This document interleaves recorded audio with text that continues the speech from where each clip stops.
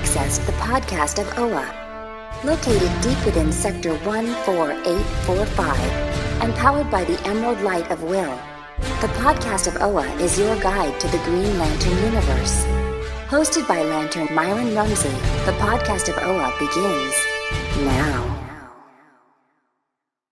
Hey, Green Lantern fans, welcome back to the podcast of OA, episode number 241. I'm Myron Rumsey, and I am joined by my good friend on the other end, Mr. Phil Bova. Phil, my friend, how are you doing today? Man, good. It's Friday, looking forward to the weekend, trying to get my home situation in order so I can get a more recording studio aspect to where I'm at, but I'm having technical difficulties now, so that's okay. I'll get it in check one day, and then we can record every night for all I care. Good. That works for me. We got some catching up to do, so Yeah, we do. I don't know how things were for you, but I was not in the path of the totality of the eclipse, but about 98% totality. It's about like us. Which was great. I mean, in schools closed down because we were near the 100% range and there was a lot of traffic coming through. But of course, in typical upstate New York fashion, it was completely cloudy. You couldn't see anything at all. So I've got some eclipse glasses for sale cheap, never used. My best friend Andrew and his husband were up visiting. They're up in New York this week, I think. And I've been going back and forth with him, and I was like, "Oh yeah, Myron lives up in Horseheads." They were about 10 minutes from the Canadian border. And I said, "Why would you not go to Canada? What is wrong with you people?" And so his husband, John, he didn't have his name changed on his passport yet. So also that made it hard to get through. Gotcha. Made it difficult. Gotcha. So, but no, we woke up that morning and my wife was sick and Clark was sick.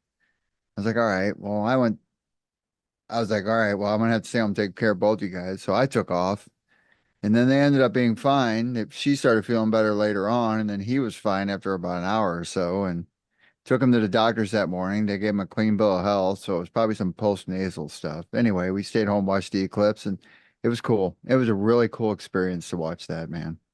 Yeah, it was disappointing for my side of the world, but I understand. It's been a while, and I have been in desperate need of some four-color therapy. So I'm happy to be back and doing some conversation. But before we talk about Green Lantern in the news, we have some personal business to take care of.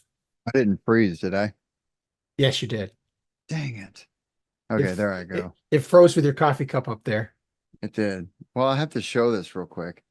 I don't know if you can see it. Metropolis, Superman. Yeah. Oh, that's cool. Yeah. Okay. So Go ahead. I'll just start from the part where I say we have personal business. All right. All right. Right on.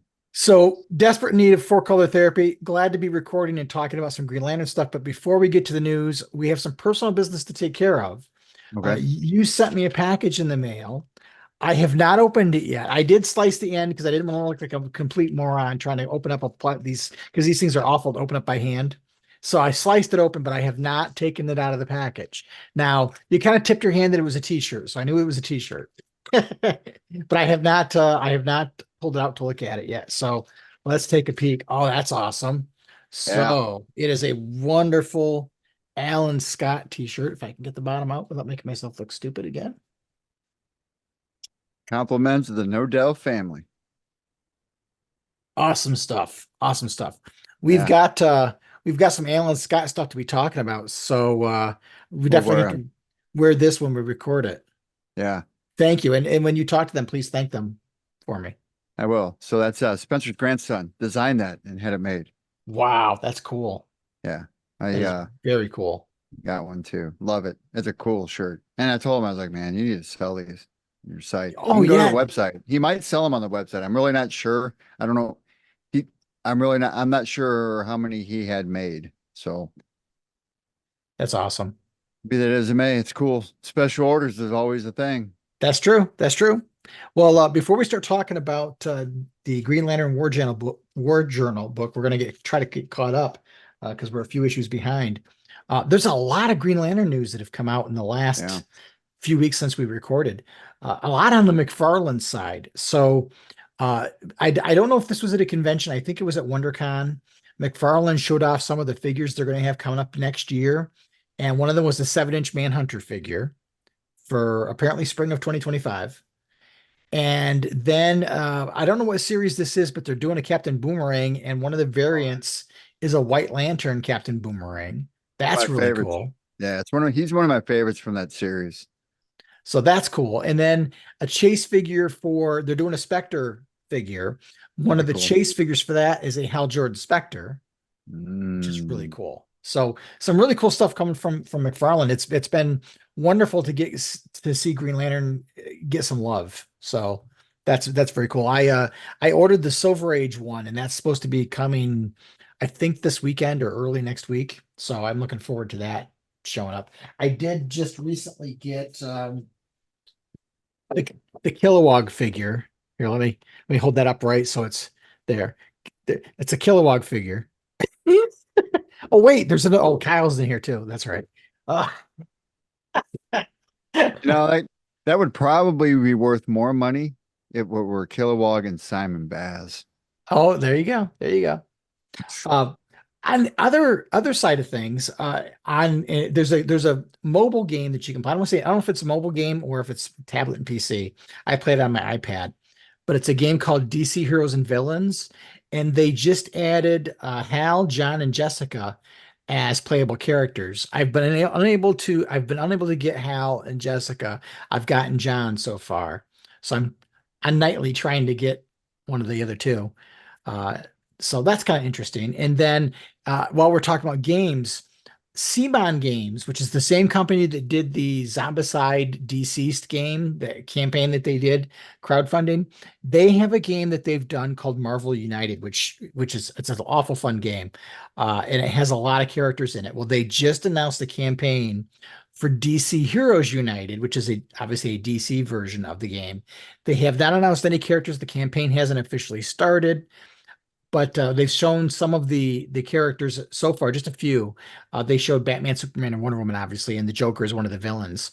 But it's fun because it's a co-op game, but it's not a heavy co-op game. I would say Zombicide is probably a little bit of a heavier game than the United ones. But the really cool thing is they have said that all of the United games are compatible with each other. So Oh, that's you cool. could mix and match. So I went out and bought the Marvel one because my cousin and my best friend, he is a huge Captain America fan. And so now we can have, I'm presuming there's going to be a Hal Jordan figure. So I'm assuming Hal and Captain America is going to have a team up in their future. One of the really cool things about their game is there's just the game where you play against the villain and their plan, but they also do boxes of a larger story. So, for example, there was an Infinity Gauntlet box, and so it's a whole scenario you play using the same system. So, fans are of course conjecturing what characters are going to show up and what stories. And there's a number of people who are saying, "Hey, Blackest Night would be really cool this way." So, I'm hoping we get some good Green Lantern content. I don't think that the campaign actually starts until July. So I don't know what the delivery date's going to be, but usually what'll happen is when they announce these things, they'll announce either all of it or a good chunk of it at once, and then during the fundraising campaign, they'll release little bits of it to try to keep momentum going. Right now, they don't do it on Kickstarter anymore. They use a product called or a platform called GameFound. And if you go over to GameFound and search for that and you follow it, if you end up backing it and buying any part of it, usually there's different levels. Like you can get like just the game, or you can go all in and get everything, or just to cherry pick the things you want. But if you follow the campaign and then you end up backing it, you get a Two-Face coin, scratched off on one side and plain on the other, which is kind of a neat little perk. But looks neat. I enjoy the Marvel United game. I played it a couple times before buying it. A friend of mine has a copy, and it's a really fun game. So I'm always excited when comic book characters and board games collide because those are two of my favorite things. So I'm looking forward to this particular campaign because CMON is a great company. They make a lot of Yeah, fun I'm games. looking at it now. It's pretty cool. Yeah, it's a lot of fun, and the characters are it's a very playful art design. They're almost chibi like characters. but they're a lot of fun. I ended up my wife is a big fan of the character Kitty Pryde from the X-Men.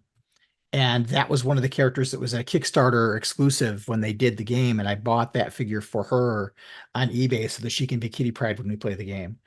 That's But cute. it's neat, and it actually came with a little lock key with it as well, which was pretty cool. In sad news, though, I don't know if people saw it, but artist MD Bright passed away on March 24th. And Mark Bright was an incredible artist. I would say he was very much tied to the volume 3 of Green Lantern, and he left the book right around the time of Emerald Twilight when they flipped things over to Kyle. But he was really, I don't want to say he was the main artist, but he drew a lot of those issues, and he had a very unique style that really stood out, and he was an inspiration for a lot of other artists. And it was unfortunate he was only 68 years old, but what an incredible artist. It's a shame. And it's really sad, like, and I don't know what our age range is for our listeners, but the older you get, the more people that start passing away from it's just, it gets harder, Yeah, except OJ, thank God. yeah. He's gone. I heard they had to cremate him because he didn't fit in the coffin.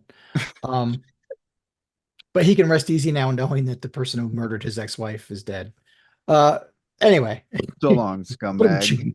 uh, anyway, on to Green Lantern on the panel. This is appearances of Green Lantern characters in books that are not called Green Lantern. The multiple Earth Green Lanterns appeared in Justice League versus Godzilla versus Kong #6. If you're not following that series, if you haven't been reading it, issue 6 had have you read issue 6 yet? No, I'm Okay. actually behind in that one. I was actually behind in War Journal until today. Which I Some can't believe I was behind because I was like, man, this is fantastic. I've been missing out. I think though sometimes it reads better when you read multiple issues at once. It does. And it's more nourishing. Yeah, yeah. When it's easier to keep track of all the details, especially as you get older, right? Uh, I Exactly. I got all of the going off on a tangent, but what the heck? I bought all 3 of the Ghost Machine books a week or so ago. So I reread all of the Ghost Machine stuff to get myself brought back up to speed. And it was such a great experience. I did it last weekend and I read like all of it in one day. And it made it such a much better experience going Hey, into speaking it. of which, hold on. Maybe you can tell me if this is oh yeah, I bet you it is. Oh no, that's Image Comics. Sorry. Red Coat. There was a book Yeah, called Red that's Coat. one of the books. Oh, it is Ghost Machine, right? There it Yeah, is. it's Yeah. Ghost Machine. Yeah, Red Coat. It's a neat character. I haven't read the first issues yet. It's funny. I had all these grand plans of getting caught up and then reading those 3 issues. I got caught up and I didn't read the 3 issues yet. But yeah, Red Coat is another. He's in that same universe as Geiger and Junkyard Joe. So that's neat. The other book that came out was Rook. I don't remember what the whole title of the book was, but that's not in the same unnamed universe as Geiger and Junkyard Joe and Redcoat. But Redcoat looks like a hoot. Well, while we're on this, I will say that the House of Brainiac storyline started over in Superman Oh, over did with it? Josh Williams. Yeah, Josh Williamson. Yeah. Great writer. That's going to be an awesome series. I think it's going to have some kind of tie into Green Lantern at some point. Well, I know that the issue of Green Lantern that just came out, that guy backup kind of tangentially fits into that story Well, it's because of because of Lobo. Lobo. Yeah, because the Syrians are heavily featured in Superman lately. So Gotcha. But back to what we are talking about, Justice League versus Godzilla versus Kong #6 had a number of Earth Lanterns show up in that issue. So that was kind of neat. And something significant does happen in that issue with one of the Green Lanterns. So I'll leave it at that. Also, over in Green Arrow, the Justice League showed up, including Hal Jordan. They're not the real Justice League, they're constructs. Is that Dexter? look at him. Look at the green eyes. Isn't that trippy? I'm not even doing that on purpose. Hal I appears. wish I should have named him Dexter. Oh, so Hal shows up as an artificial construct in Green Arrow #10. I don't think issue 11 has come out yet, but I haven't been following the story. I just happened to open up. I heard about somebody posted a splash page from the end of the issue and indicated that they kind of show up, but they're not the real thing. I haven't followed Green Arrow. I haven't read that lately. Yeah, me neither. Me neither. But you and I, sir, we have some Green Lantern War Journal to get caught up on. Our plan, and we know what happens with our plans sometimes, but our plan right now is to cover Green Lantern War Journal 5, 6, and 7. And then we will either do the next episode will either be getting caught up with Alan Scott, or it'll be doing the new issue of Green Lantern and Green Lantern War Journal, which comes out next week. And then we'll do the Alan Scott. Maybe the I think the last issue of Alan Scott's coming out shortly, so maybe we do that all in one shot and do the whole back Yeah. half of it. Yeah, we So could do that. That'd be kind of cool. Actually, we can do the whole back half of it, and then we could see if get Sheridan back on. possibly, yeah, possibly. I've got to reach out to Jeremy Adams because we talked about getting back with him after he'd been on the book for a year. I know he's been traveling to conventions lately, so but we'll have to see if we can fit some time in there with him. And I'm working on another interview too, but we'll see if anything comes of that. So I'm not even going to say anything at this point. I'll tell you what, man, GL10 was fire. Wow. Yeah, I can't wait to talk about that one. Yeah. But on the slate for this episode, Green Lantern War Journal 5, 6, and 7. We'll take a quick pause, and when we come back, we'll jump right into it. Listen up, Lanterns. It's time you took the oath with Green Lantern John Stewart. In brightest day, in blackest night, don't let the podcast of Oa escape your sight. Let those who worship evil's might beware my power. Green Lantern's light.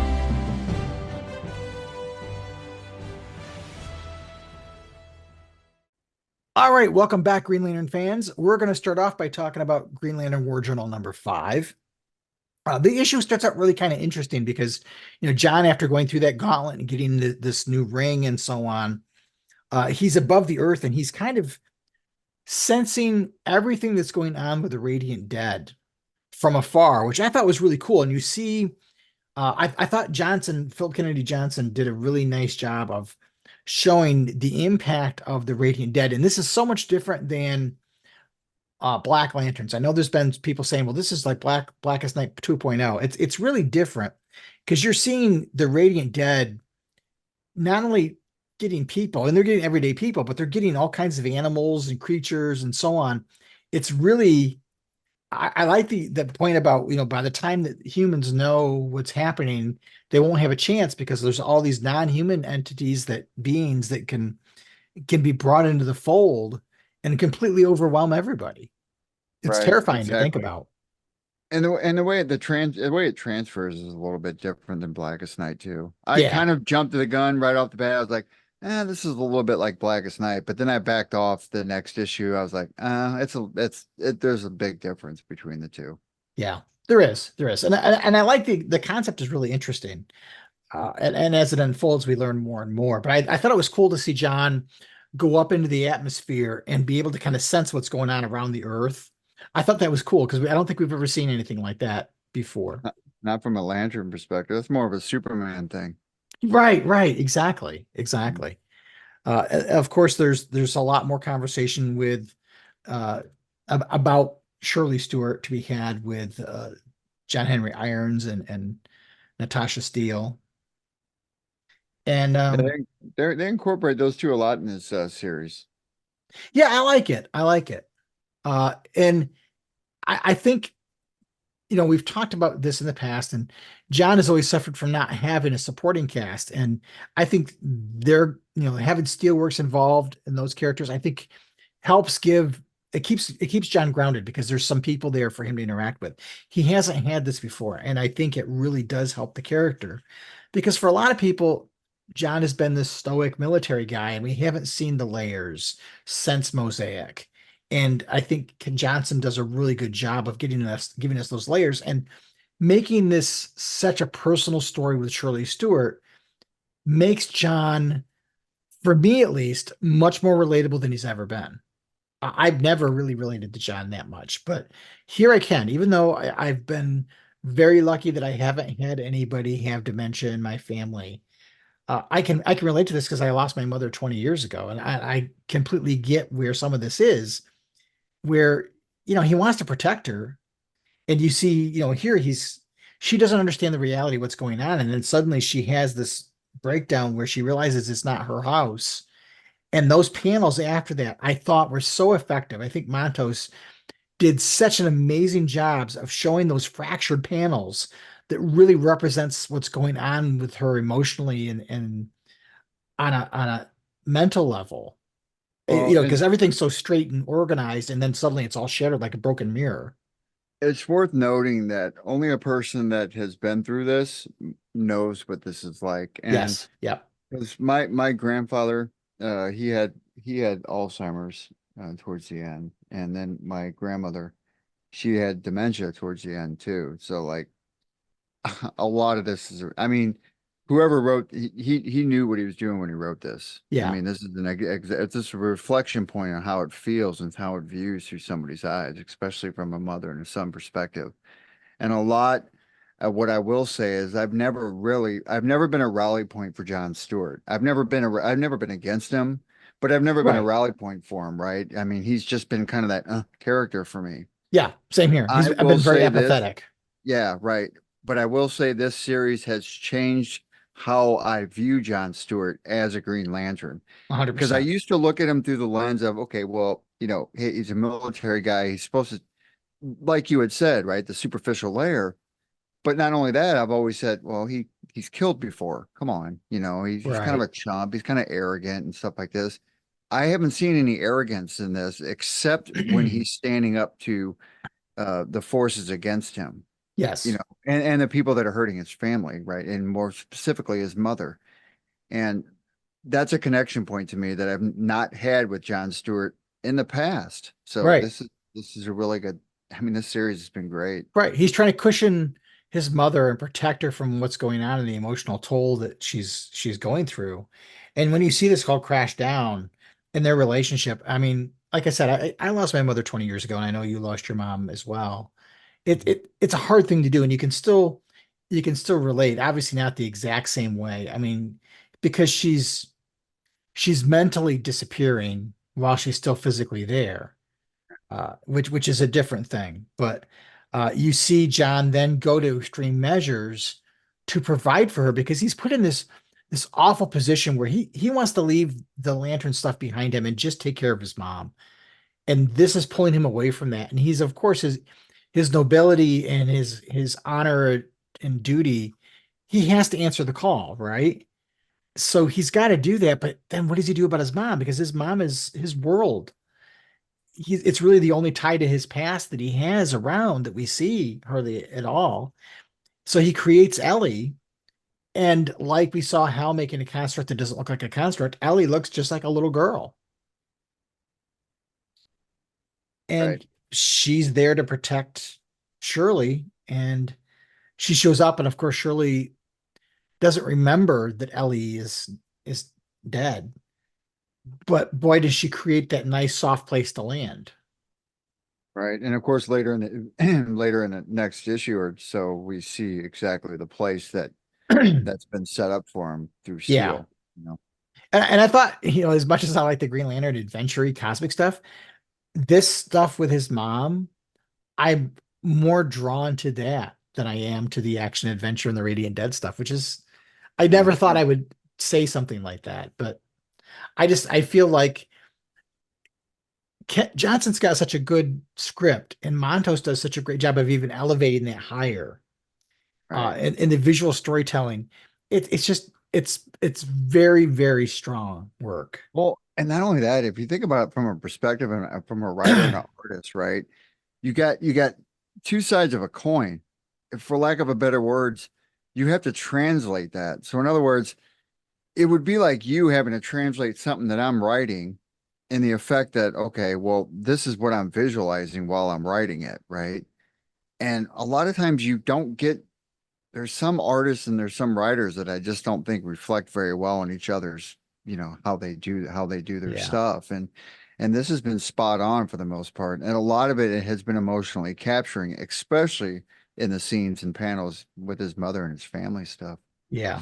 And just to go back to that panel structure, while she's in that emotional turmoil, that full page of fractured panels shows up. But once things calm down, the panel structure goes back to this very organized and orderly thing, which it's to me, it's kind of subliminal storytelling in a way, but it's reflecting her emotional state, which I think is just I just think it's great. But so yeah, so Ellie's there. It's also a little creepy because it's almost like we've seen other constructs. Like we saw Kyle have that conversation with his girl, and she was just a construct. She didn't look human. She had the green outline. She didn't even talk in that. We Right. saw what Hal did to create Kilowog.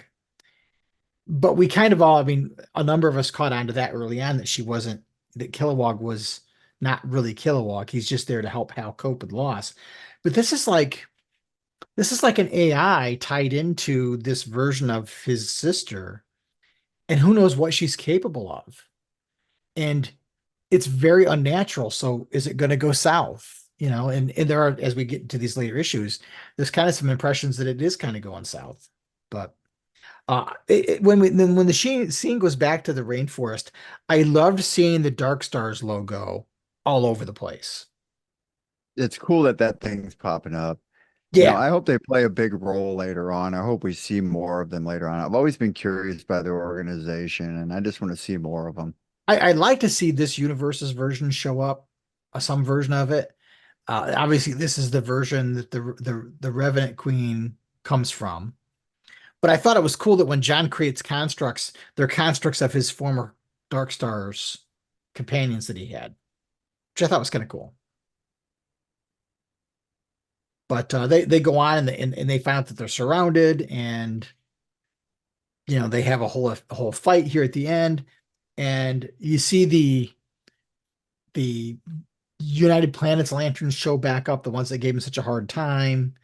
And Veron's people, the guys that were there with Veron, and they all fight together, and those guys don't last a minute in all of this.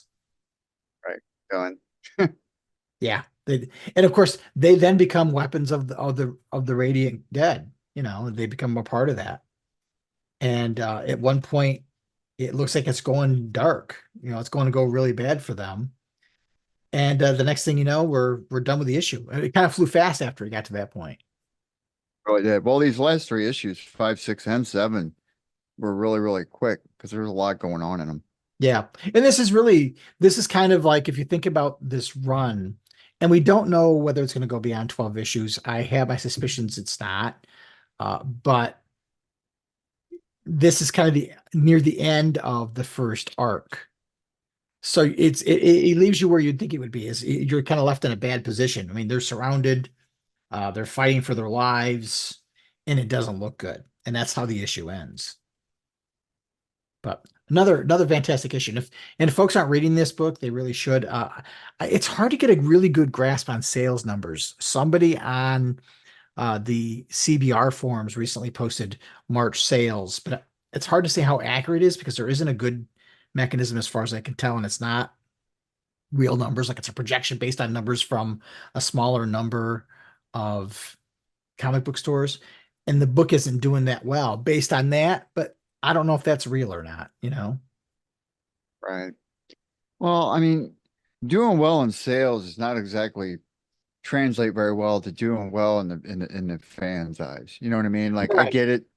Sales are important, and I understand that that's a tool, but I'm more intrigued by the fact of how it's received from the readers and the Lantern viewership. It's like it's a service to them, Right. and maybe getting new readers, that's fine. That's another dynamic altogether. But I've just been more driven by the fact of how us fans like you and I and I mean, because who would have sit here and thought we'd be talking about a John Stewart book, a book that's been really, really good and both touching in nature and well written, Right. and we haven't had one in a while, especially with the last travesty that went down for a year, with Right. how he was written. I mean, this is a flip side different than how he's ever been Yeah. written before, and This it's is, in great. my opinion, the best that John Stewart has ever been written. I would say that, yeah, definitely. Back So when we jump into the sixth issue, it starts out, it's interesting because Johnson frames what's going on with John and Shepard fighting the Radiant Dead with Ellie and Shirley Stewart reading a fairy tale. And the fairy tale kind of lines up with what's going on out in space, which it's not a new thing, but it's nice to see it. It's cute. Yeah, it is. And it's interesting how they talk about, the hero rides out to challenge the dragon, but the dragon is really he's really disgusting Revenant Queen and the Radiant Dead. But this one is you would expect is a lot of fighting and a lot of action. There's not a lot of word balloons in this particular part of the book, at least in the beginning of the issue, as they're fighting. But it's neat to see, you start to see some of the relationship between John and Shepard. And I think Shepard is, Johnson alluded to Shepard being the Reese of the story, I mean, in allusion to Terminator, and that he's used to the John that he becomes, the John of the future, but he's now not only interacting with the John that's not there yet, but helping shape the John that he knows, which is Kind of, neat. it's a different way to look at it, Yeah, definitely. yeah. It's almost like, self-fulfilling prophecy type of thing. But you actually see John smiling and interacting with him, especially when Shepard makes, some constructs that John likes. And again, it's good character work. It's nice to see them building that dynamic, because when Shepard first showed up, he was very disappointed in the John Stewart he saw. So we're now seeing John as he's moving down that path, and that's Well, cool to see. you also see them forming a bond, so to Yeah. speak. Yeah, it's more of they're getting more comfortable with one another Hmm. because I think respectfully they're both looking out for one another. So, and I've seen their kind of like that kind of relationship kind of morph a little bit over the course of these issues. Yeah. And was this the one that they talk about the Revenant Queen? Yeah, I think this is the one where the Radiant Queen talks about the fact that she's occupied other people in the past. Yeah, the Lowlanders, Yeah. and then Thanagarians, Kulin, Yep. and then even a Terran because it turns into his dad. Yeah, and which was interesting because we've never really seen his father, as far as my memory serves. We've never seen him before. And we do find out a little bit more about the relationship between John's father and mother, and that it was a failed relationship and so on. Um, but Probably the best two panels I've seen in these books to date is the fact of when this happens, and then he blows that thing away. The next panel and says, "Don't talk about my mother." yeah, it's like that they pushed the wrong button, right? That was awesome. I mean, that was just he was just so stoic in that scene before. He's just standing there with all that armor he placed on it. It's like, all right, don't talk about my mother. Done. Gone. And then we see, some more of the UP lanterns fall. Shepard gets into some trouble, and John gets him out of trouble, essentially. It's just it's a good fight.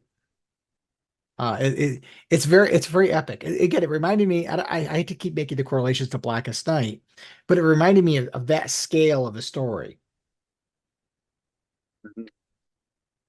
The other thing that the Revenant Queen talks about was that in a previous incarnation, because she travels from body to body, that she came to know John when she once claimed his wife as a host, who was bearing John's unborn child, and she was a lantern on her own world. To me, implies Kat Matui of the other. Yeah. This isn't our Kat Matui; it's the other Kat Matui. But that's what it Right. It's kind of implied to me. yeah, it's kind of what I was thinking too. And we find out that she's the daughter of Ogrun. And Ogren Of the first world, my boy. of the first world. Now, I did not read that story that he did. I did. And so for you have a connection to this. So this is I mean, Superman the War-World Saga, correct? which was my God. I mean, when I read that all the way through, it was like so fulfilling. I mean, there's fulfilling, and then there's like, I mean, sometimes you put something down, you're like, man, I just feel like I ate a big meal, and I'm just ready to purge, and I just want to sit back and relax and just let it, let it soak in. You And that's finish kind of your, how Warworld was. And I was glad I waited so long to read it because I did it all collected, right? So I did it all yeah. together, all the way through. But I do remember Olgren not enough to know what kind of impact it's going to have on the GL state. So I don't know how he ties over to this side. You know what I mean? He had Right. a little bit of an impact over there, but yeah, Olgren, whatever, Olgren. I think it's neat that he ties that back to that former story. And again, it doesn't require that you've read it, but if you've read it, you get that connection. You know, that there's that feeling You that this do. is a fabric of the DC universe and it all fits together in some way. Not everything is intrinsically linked together that you have to read it all, but if you did, it's an extra benefit, you know. It's a Uh, little, it's a little tidbit. And not only that, I mean, he's getting a lot of acclaim for that War World saga. yeah. I think it won a couple of awards or something too. I mean, it's a damn good book. I've been a Superman fan since I can remember. So at the same time, I have been off it for times before, and I've been on it for times before. And man, when Bendis got on, I dropped it like a bad habit. I didn't want to have anything to do with that dude, and I hated every bit of his writing with it. But when War World is pretty much where I got back on, to get back on the bandwagon after Bendis left and all that. So it's if anybody's read Superman, you're doing yourself a favor reading all the way through War World. Yeah, I've got to pick it Cool. up. I got to pick it up because it sounds like it's really good. Yeah, I don't know if I don't know if they're collected as sold in a hardback yet. If it is, I need to buy it. I need to check. I shouldn't spend Was it a lot money. of issues? Uh, 12 maybe? Maybe it was 12 Well, it's or not too more. many. Maybe it was more. It'd be interesting to see Felt like it was long. if they did it as an absolute edition. Would be nice. I felt like it was really long, but maybe no, it was more than 12 issues because I Was it? remember it being, I think it was 3 volumes Oh gosh, of yeah. collected. I think it was actually 3 volumes that I read. Yeah, I think it was three. Anyway, yeah, Absolute Edition. Hmm. And there are Definitely. some I'd people buy that that in a heartbeat. there are some people that might say, well, I don't know what this character is and so on. But I Johnson has built enough goodwill and trust that he will tell me what I need to know, even if I don't go and read World Saga. But if I did, obviously, I Exactly. would feel a bigger connection. I Yeah, have complete it's not like trust. right. It's not like he sits here and says, "Hey, go read War World." No, Yeah, it's exactly. it's just one of those breadcrumbs that go around. We love those. Fans pick Yeah. up on them. It's like, back during the Grant Morrison run on the Green Lantern, there were little things that he would throw in there, and it's like it didn't require you to go back and search it. But if you knew it or you picked up on that it meant something and went and researched it, it just gave you a more depth to the story. Yeah, if Same you thing. follow the breadcrumb, you're all the better for it. Exactly, exactly. And I can see where some people might be disappointed that the story doesn't end here, like it doesn't close like a normal arc might close. John gets pulled through a portal and disappears, and that's kind of where it goes. You know, um, and what's interesting is it implies that the story is not really over. Not only in John not defeating the Dead and the Revenant Queen, but that Ellie goes to the window at the end and she sees the Dark Star logo in the sky. So there's still stuff going on. And the only thing for me that causes a problem in my fanboy head is that there's a whole meta community on Earth. Wouldn't somebody notice this? Wouldn't it be a bigger thing than just in this series? And that's the problem you run into all the time with these Earth-threatening stories is where's the rest of the superhero community, but you I have to have a kind of put theory. it beside. Go ahead. Go ahead, fire I have a away. theory. What if the Dark Stars are tied into the United Planets somehow? No, that would be interesting. That would be There's your interesting. tie-in point. They come together and later on. Yeah. Just a theory. I Throwing it felt out like there. for those of us who keep making the allusions to Blackest Night, I felt like this really kind of brought it harkened back to the best moments of Blackest Night to me. But it was self-contained. So Yeah. that was cool. The Revenant Queen is now gone. So we're Long live Olgren. so we're shifting gears quickly to Green Lantern War Journal number 7. And we find out what happens to John, and that John wakes up kind of out there. Now, the issue starts out kind of weird. I don't know if you Well, first we have a Dark Star ring, which I've never seen before. Yeah, right. Right. I That was want kind of one cool. now. I really want one. I want to make that. That's awesome. And then you see this other character show up, which I thought was interesting. We don't know who it is. At first, I thought it was Oliver Queen. It kind of looked like the Joker for a minute there too. So that's interesting. And then John wakes up in complete darkness. And along the way, as things are going, it's interesting. He does get his ring back, and he encounters that character that we saw that you and I alluded to as being Oliver Queen and the Joker combined. And he's also a character from World Saga, I guess. His name is Byla. But yeah, I don't remember him. But I mean, I don't know. I mean, we don't remember every character from Blackest Night, you know what I mean? So sometimes there's some that stand out more than others.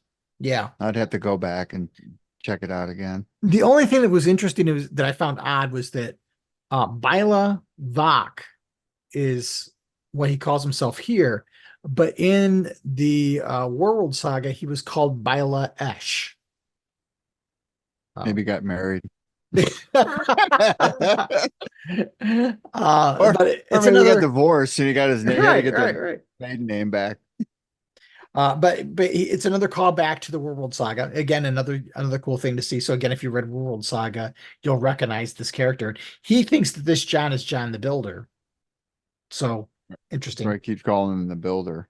And up in the sky, up in space, there is another Dark Star logo that looks similar to the one that's on Earth. I kind of wonder, like, is it like a portal? Or are they connected in some way?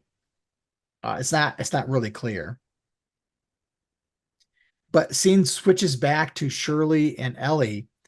And it's interesting because we find out that Ellie has been keeping Shirley so protected that they can't really treat her. Like, she's not letting anybody in to see Shirley. Almost like, without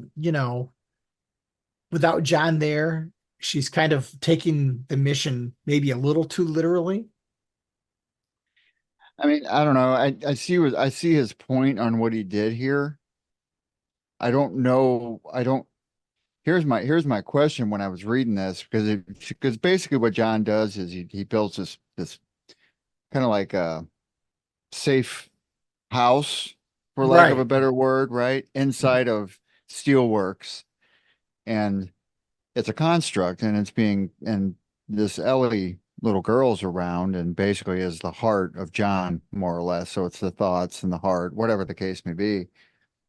The thing that I had a problem with was, like, I understand what John's doing. He's protecting his mother and putting her in a safe environment that's familiar. I mean, if she's going to live out her days with familiarity. If you're in that disease, only a person that knows what that disease can do to a loved one would agree with what John's doing here. My question on the other end of that is, if they want to treat her, what the hell are they going to do? You can't treat dementia. You can't treat Alzheimer's, I mean, it's time and time again, science has proven. I don't know what Steelworks has in order to treat. I don't know what kind of treatments they're talking about. They didn't even say anything about it. Well, John Henry Irons says that her dementia affects her immune system. So they were trying to get her some medication to help her with her immune system, I guess. But I mean, if she's getting the nutrients she needs through food or whatever the case may be, I don't see how the immune system's going to be affected. But yeah, hey, I'm not a doctor, so what do I know? Right. But it's interesting because Ellie really puts a wall up and says, "You're not family, and you're not getting in," and that's it. Which is I can see where John's sense of wanting to protect her is so strong that Ellie almost goes over the edge trying to provide that care, because it's such a strong emotion from John that sense of wanting to protect her overrules everything else. Sorry, I knocked something over. That's okay.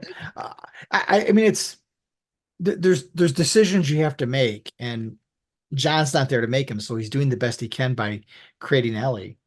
But then we find out, that Shepard's got to get some help to find where John went, so he's going to go find Guy Gardner. And then there's this weird That's going to be a scene. humorous interaction with them guys. Yeah. When there's the scene where you see Guy and then you see what looks like a swarm of locusts, for lack of a better analogy, show up and they go to that little safe house. Is that the Revenant Queen? Is that how you took it? I mean, I don't know. I mean, weren't they gone? Well, that's what I thought, but then you see what looks like all that show up and you see John Stewart, I will see you and all you love, which is what the Radiant Dead, the Revenant Queen was saying. So I kind of feel like she's still there, but almost like she's not inhabiting the body anymore. It's weird.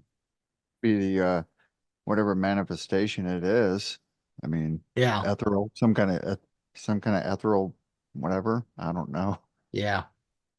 And then it goes back to John again.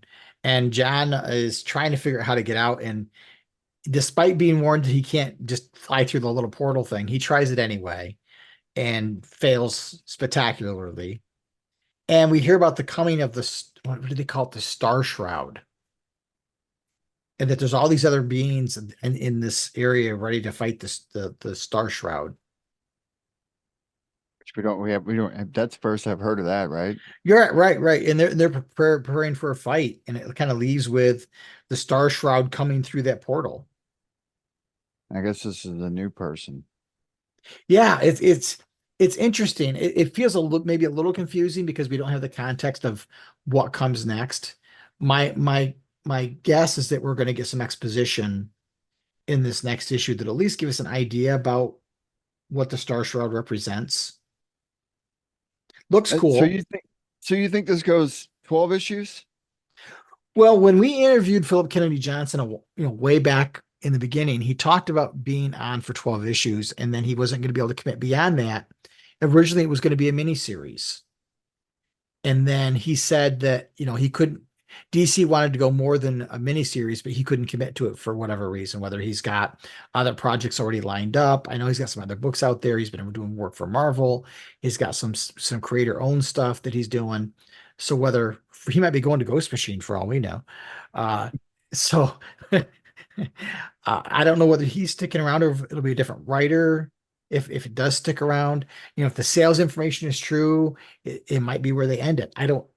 It's really all up in the air right now. He's probably already finished writing what he wrote anyway, I'm sure. Yeah, I would presume so. I was just thinking about, I need to go I and mean, if check. he did 12 issues, he would have already written those by now. Those are probably already gone to press. Or if not close. Yeah. We haven't gotten the July solicitations yet. The June solicitations is original 10. So I guess we're just gonna have to keep an eye out and see what gets said. But it's a shame to see him go if that's what happens, because I'm really enjoying the heck out of this book. I'd like to see him stick with the character. You know what I mean? And Yeah. it's one thing for a writer. The thing about it is I mean, we've read stuff long enough to know that when a writer gets on, there's a writer that knows his character and then it's done done their work. But there's also a writer that's done that, but also stays with the character for a little bit longer to ingest his own intake, right? So, I mean, a lot of Venditti did it with Hal Jordan, for the longest part, and he stayed with it for a really long time, right? I mean, and Scott Snyder did it with Batman for so long, and look what he injected into that character over the course of his years. And I hate seeing writers just write a character for a year and then you just get bumped off and go to something else. 2 years is another thing, like Morrison did, and I thought that was a good run. But I don't think very rarely you'll see a writer go longer than a couple of years for a character. I just don't think it's going to be that way in the industry anymore. It's for me. I mean, I want the story to matter and have some longevity and have an impact on the future of the character. And if it's only 12 issues, that's easy enough to discard, right? It is. It really is, because it's a trade. It's another trade sitting on a shelf, right? And nobody's gonna reflect back upon it unless it's the next writer. Yes. Go see issues such and such. And I want all the great work being done here to have a lasting impact and a lasting effect on the character. And I hope, and it should. I mean, whatever groundwork he's laying for John, the next writer, hopefully, I don't know who it would be, but when they come on, I just don't want to see something undone that's been done, Yeah, and thankfully what he's done is up the ante on what John Stewart is to what's been done to him before, the prior writer before. I'll say it yeah, as eloquently as I can without, you know, stomping on people's feet. Anyway, right, so Star right, yeah, Shroud, here we come. right, right. And I, I, I, I don't know whether we'll get more. I would love to see Johnson stick around, and maybe we'll get surprised. Maybe we'll get treated to more after these 12 issues. There's a part of me that really wants to see him have a longer run than this. He obviously has great reverence for John Stewart as a character, not only in the words that he says in interviews, but it comes through loud and clear in the book. Sure does. So, Sure does. I absolutely agree. all right. Well, my friends, my power ring is blinking. We've got some listener feedback to get to. So we'll take a quick pause. And when we come back, we'll be getting back to your listener feedback. This is Razor, and you are listening to the blog of Oa. You need to keep listening, otherwise I will track you down with all of my skill, and you will feel my wrath. Our first message is from War Lion, who has some comments about the emotional spectrum, or what's left of it. Transmitting message in 3, 2, 1. Hey guys, it's good to have you back. I've been loving both the GL books and I can't wait to see the other core showing up en masse like they did in the John's run. With the UP lanterns using different colors/emotions powers and Sinestro doing the same when he used rage, do you think we'll see Hal accessing a different color? For me, I feel like he may tap into the violet light for a bit since his love for Carol has been in the forefront of the run. This might also be me stretching things so that Hal can use one of the two emotions powers that he never used/had access to. All right, War Lion. Thanks for the comments. Here we are. So you're thinking that Hal's going to tap into the UV, huh? You think he's going to? I don't know. I mean, Hal's tapped into the other spectrums before. I don't know how I'd feel. I don't know if I'd have him feel about him tapping into the violet light. What about you, Myron? I don't know. It's interesting because right now, what is blue's gone, red's gone, orange is gone. We think yellow's gone. So it really only leaves what? Violet and who am I missing? Indigo. Indigo, yeah. Well, I mean, if you count the White Lantern and Yeah. black. But yeah, and I don't know whether he actually could tap the white. I mean, we don't know what's going on with the White Lantern stuff. I mean, the last we saw the White Lantern stuff, Kyle was a White Lantern and he was creating a White Lantern Corps of sorts, and it kind of all just got erased. Well, not only that, Sinestro's been on the White Lantern too. So Right, right. I don't know. It's interesting. I wouldn't mind seeing him tap into some of the other stuff, but I feel like it's been done.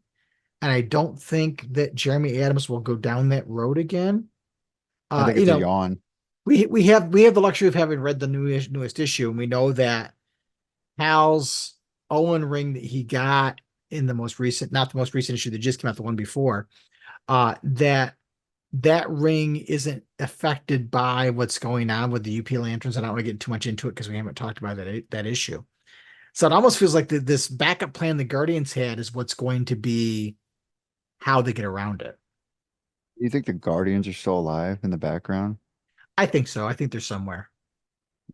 I mean, you can't get rid of the Guardians in the Green Lantern No. verse, just willy-nilly. I'm going to say something I know which a lot of people probably will disagree with, but I don't like the idea of the Guardians being bad guys. I don't understand why that's the thing. It's one of the things about the Jeff Johns run that I really did not like. I always liked the Guardians when they were these altruistic beings trying to make up for their mistakes, but being so evolved that they lost touch with their, I don't want to say humanity, but they lost touch with their ability to relate to other people, to other beings, because they were so far evolved. And to me, that was more interesting than Well, not only being that, evil. the level of distrust that was built between the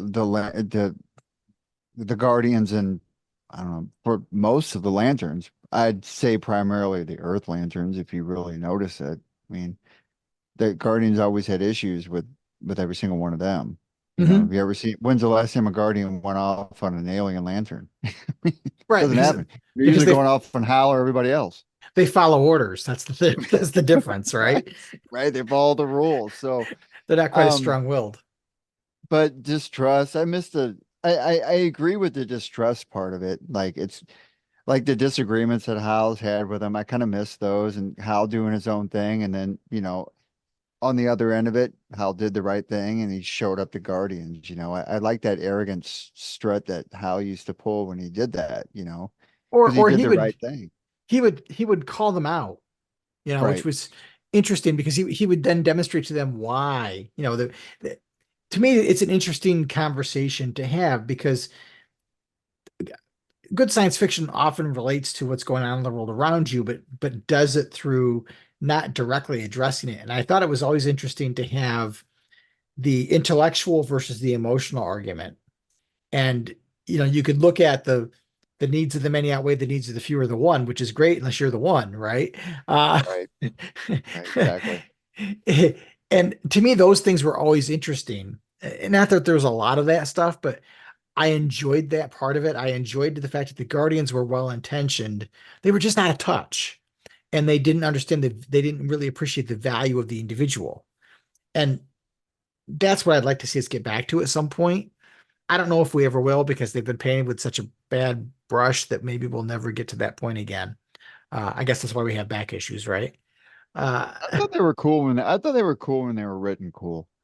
yeah. I didn't mind them so much. I thought they all, and I thought I like how they kind of ran the show in the background, even Mhm. though they didn't really run the show. They kind Yeah. of ran the show in the background. I mean, everybody needs that.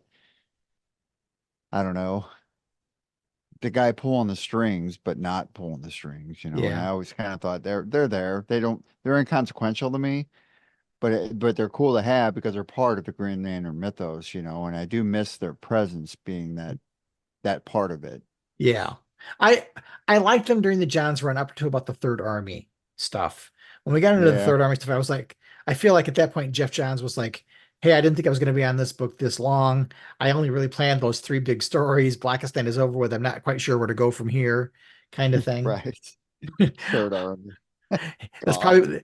probably really when he should have gotten off, but it is what it is. There was people ripping on the new GL10, calling it another renegade or another, how's a Oh, fugitive again? Whoop-de-doo. It's not like that this time. I don't feel that. no, Anyway, we'll it's talk different. about that one. But yeah, we'll get there. But Warline, we All right. appreciate your feedback and we love hearing from you, and we appreciate your ongoing dialogue and conversation. Power Ring, why don't you give us our next message? The next message is from Boris, who is a comment about Green Lantern issue 9. Like me, he is a fan of Green Lantern 2/6. Playing the message in 3, 2, 1. I'm a fairly new listener to the podcast. I only started about a year ago. This is the first time I've written to you. I just listened to episode 240. You had a minor complaint about Green Lantern issue 9 when Joe Mullen saved Hal with the tank construct. You wished it was an alien lantern and the first lantern you named, amongst others, was 2/6. 2/6 is my all-time favorite Green Lantern design. Every time I buy a commission from an artist I like, I get them to do their version of 2/6. I hope you can open my Google Drive folder to see all my commissions. Let's make 2/6 a bigger character again. Hey Boris, thanks so much for reaching out. It's great when we hear something from somebody in another country other than the United States. So that always makes me excited to think that our podcast is reaching people in other countries and that people take the time out of their day to share a little bit of information with us and so on. And yeah, I lament the lack of alien GL presence other than being background characters. And 2/6 is one of my favorites. And you sent us a link to some artwork, which was really cool. And 2/6 is one of those creations, a newer character created by Robert Venditti during his run. I just thought she was a fun character, and I love the fact that she's from a planet called Numericon, and her full name is 2681795. And Phil and I were just joking that her name is 8675309 and goes by the name Jenny. Every time I see this character now, Boris, if you're listening, I'm gonna see this character now, and I'm gonna be like, that's 26. No, it's 8675309. Or Jenny. Uh, but yeah, I love the character 26, and we haven't talked about the new issue of Green Lantern that's coming up in a future episode, but she does show up in that issue too. But her and Slack are just background characters, which I don't know. I don't want to get on my soapbox right now, but I'd much rather have had there be more alien presence than more Earth Lantern stuff. But we'll get to that when we talk about that issue. But I agree with you. We need to make 26 a bigger character again. If when we get to the Green Lanterns TV show on Max, whenever that happens, hopefully it's in my lifetime. I really hope 26 is one of those characters that gets translated over.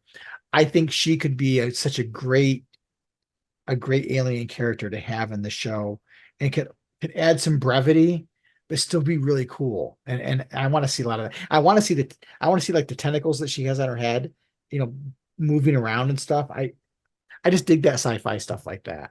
So Yeah, they could do her really well. Well, I mean, with CGI, what they're doing nowadays, geez, you can't even tell oh yeah. what's it's right off the comic book now. Half the time it looks right off you taking it off the book. Yeah.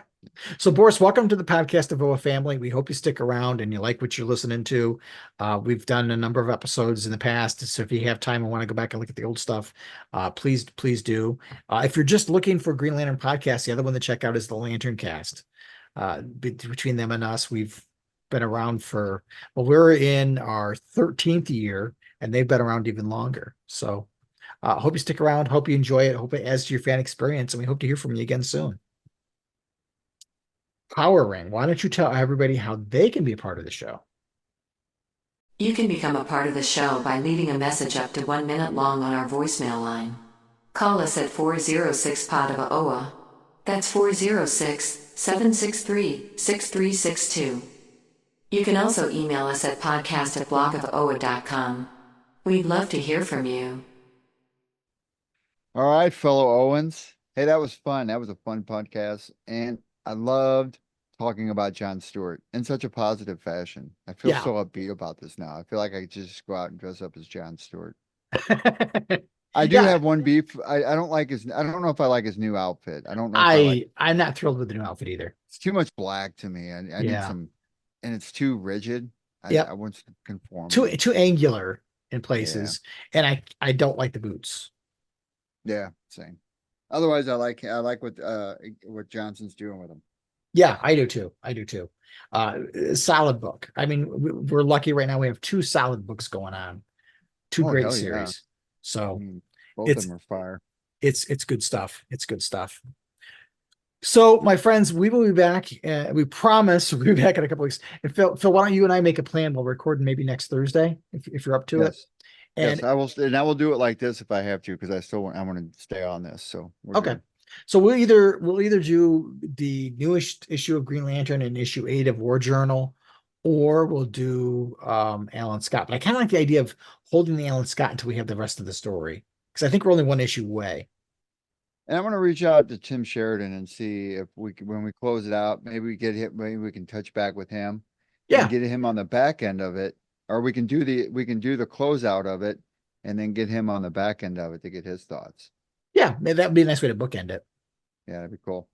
But all right. Well, friends, we will be back. I promise we'll be back as long as some other crisis doesn't come up. And we'll be back in a couple of weeks and talk about more Green Lantern stuff. As always, thank you for making us a part of your fan experience. We would be doing this regardless of whether nobody listened to the show. But we appreciate the fact that you're making it a part of your life and spending some of your time listening to us rant and go on and blabber. Well, it's our hangout too. I mean, it's like I miss our hangouts, frequent hangouts. We've had so many mishaps and technical problems, and shit, I can't do it now. And it's like real life has just really gotten in the way of a lot of things as of late. But it's worse when you're older. Tell me about it. I'm 5 months from hitting 60. Yep. I'm the big 5-0. I'm good. I'm staying steady at that solid number for a Well, while. all I'm going to say is it's all downhill from there. Yeah. I've kind of figured as much. All right. Well, friends, take care. As always, keep that power ring charged, treat each other well, and make every day your brightest day. Take care. Thanks so much for watching this Green Lantern video from the blog of Oa. If you liked what you saw, please subscribe to our YouTube channel. You can find even more great Green Lantern videos, reviews, podcasts, and more at our main website, www.blogofoa.com. So until next time, keep your power ring charged and make every day your brightest day.